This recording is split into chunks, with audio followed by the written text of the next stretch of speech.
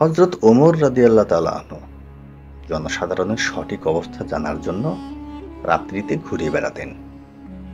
এক রাতে একটি ছোট্ট কুটিরের সামনে এলে তিনি বাড়ির ভিতরের কথাবার্তা শুনতে পেলেন। এক মা মেয়েকে আদেশ করছেন, দুধে পানি মিশাও, ভোর হয়ে এলো।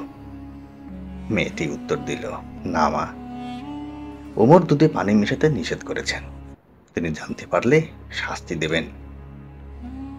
মা বললেন, ওমর দেখতে পেলে তো? মেয়েটি বলল, ওমর হয়তো আমাদের দেখছেন না, কিন্তু তার প্রভু তো আমাদের দেখছেন। গোপনে সব শুনে ওমর বাড়িটি চিহ্নিত করে ফিরে এলেন। পরে তার ছেলে আসেমের সঙ্গে ওই মেয়ের বিবাহ দিলেন। তার গর্ভে দুটি কন্যা সন্তান জন্মগ্রহণ করল, যাদের একজনের গর্ভে ওমর বিন আব্দুল আজিজ রহমতুল্লাহ আলাইহির জন্ম হয়েছিল।